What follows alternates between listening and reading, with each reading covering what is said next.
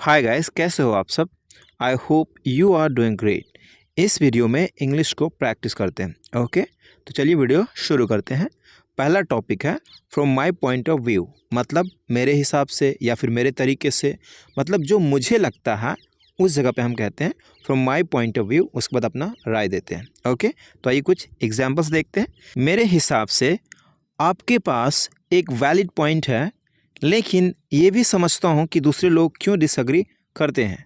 From my point of view you have a valid point, but I also understand why others might disagree.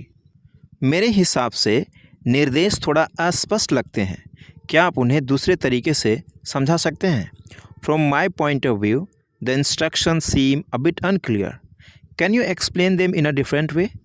मैं आपकी बात समझता हूँ, लेकिन मेरे नज़रिए से, मेरे हिसाब से कुछ अन्य फैक्टर्स पर भी विचार किया जाना चाहिए।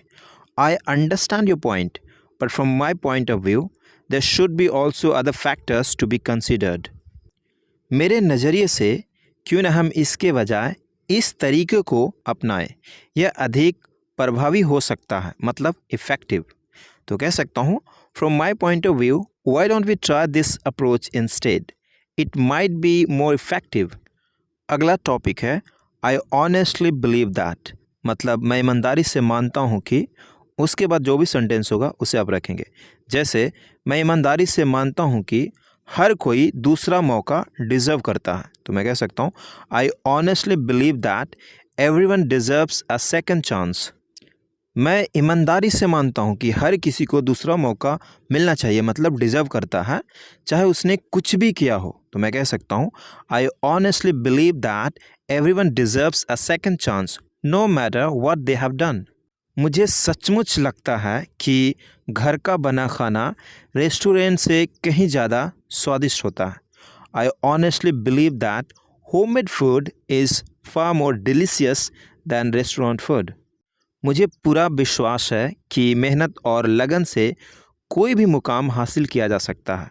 आई honestly believe that anything can be achieved with hard work and dedication. अगला टॉपिक है as far as I can see, मतलब जहाँ तक मैं देख सकता हूँ।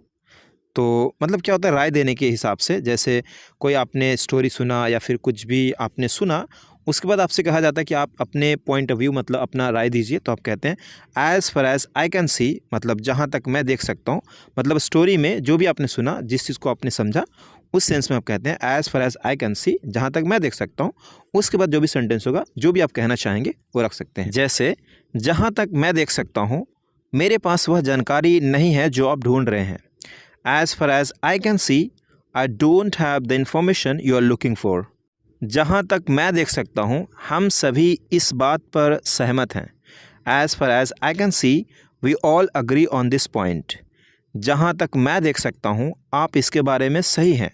As far as I can see, you are right about that. अगला टॉपिक है As far as I'm concerned, मतलब जहाँ तक मेरा सवाल है।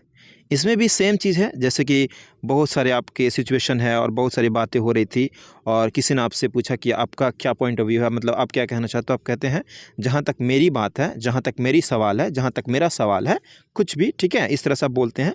वहाँ पे आप as far as I am concern को आप यूज़ करेंगे। ओके, जैसे जहाँ तक मेरा सवाल है, तुम चिंता मत करो, मैं ये संभाल लूँगा। As far as I am concern, don't worry, I will handle this. जहाँ तक मेरा सवाल है, हमें इसे इस तरह से आजमाना चाहिए, मतलब इस तरीके से आजमाना चाहिए। तो मैं कह सकता हूँ as far as I am concerned we should try it this way. जहाँ तक मेरा सवाल है, तुम जो चाहो कर सकते हो। As far as I am concerned you can do whatever you want. जहाँ तक मेरा सवाल है, ये काम करने वाला है। As far as I am concerned this is going to work. अगला टॉपिक है personally I think. Personally I think मतलब मुझे तो लगता है, मतलब मेरा मानना है, जो भी आप कहते हैं मुझे तो लगता है कि यही है, ऐसा है, उस जगह पे आप कहते हैं पर्सनली आई थिंक। जैसे मुझे तो लगता है एआई बहुत उपयोगी हो सकता है, लेकिन हमें इसके गलत इस्तेमाल से सावधान होने की ज़रूरत है। Personally I think AI can be a powerful tool for good, but we need to be cautious about its potential misuse. मुझे तो लगता है आपको अपनी नौकरी में तनख्वाह बढ़ाने के लिए कहना चाहिए, आप इसके लायक हैं. Personally, I think you should ask for a raise at your job. You deserve it. मुझे तो लगता है निर्णय लेने से पहले हमें सभी विकल्पों पर विचार करना चाहिए. Personally, I think we should consider all options before making a decision. अगला टॉपिक है I would like to point out that. Point out का मतलब क्या कि आपने जो भी नरेशन हुआ, जो भी चीज़ें बताई गई उसमें ना आपने सुना, उसके बाद अपना एक पॉइंट आउट मतलब कुछ भी आप कहना चाहते हैं कि I would like two point out that, उस जगह पे इसे भी आप यूज़ कर सकते हैं. फॉर्मली बहुत ज़्यादा यूज़ किया जाता है. ठीक है, जैसे मैं यह बताना चाहूँगा कि मैं आपके निष्कर्ष से सहमत नहीं हूँ, तो मैं कह सकता हूँ I would like two point out that I don't agree with your conclusion. मैं बताना चाहता हूँ कि आपने अपने विश्लेषण में सभी डेटा पॉइंट्स को शामिल नहीं किया है. I would like to point out that you haven't included all the data points in your analysis. मैं बताना चाहता हूँ कि इस कार्य को करने का एक अधिक कुशल तरीका हो सकता है. Efficient मतलब कुशल. I would like to point out that there might be a more efficient way to approach this task. अगला टॉपिक है in my experience. In my experience मतलब मेरे अनुभव में. तो अगर आप कहते हैं मेरे अनुभव में प्रेजेंटेशन देने से पहले हर कोई घबराता है, तो कह सकता हूँ in my experience everyone gets nervous before giving a presentation. मुझे पता है कि आप मुश्किल समय से गुजर रहे हैं. मेरे अनुभव में किसी ऐसे व्यक्ति से बात करना जिस पर आप भरोसा करते हैं मदद कर सकता है. I know you are going through a tough time. In my experience talking to someone whom you trust can help. अगला टॉपिक है आई हैव ऑब्जर्व दैट. मैंने देखा है कि मतलब आपने कुछ भी ऑब्जर्व किया है उसके हिसाब से कहते हैं आई हैव ऑब्जर्व दैट, उसके बाद सेंटेंस को रखते हैं. जैसे मैंने देखा है कि आप सुबह जल्दी उठते हैं. I have observe that you wake up early in the morning.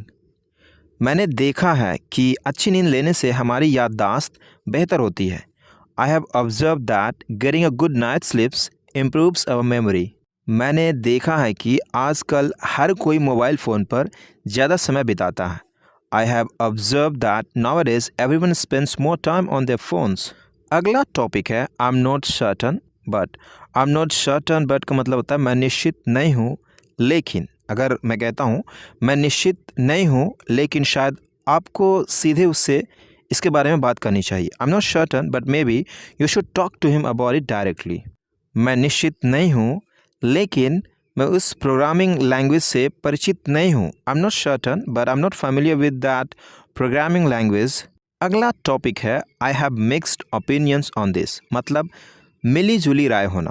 अगर मैं कहता हूँ मुझे पूरा यकीन नहीं है पर लगता है इस पर मेरी राय मिली जुली है, तो मैं कह सकता हूँ आई am not quite sure but I think I have mixed opinions on this.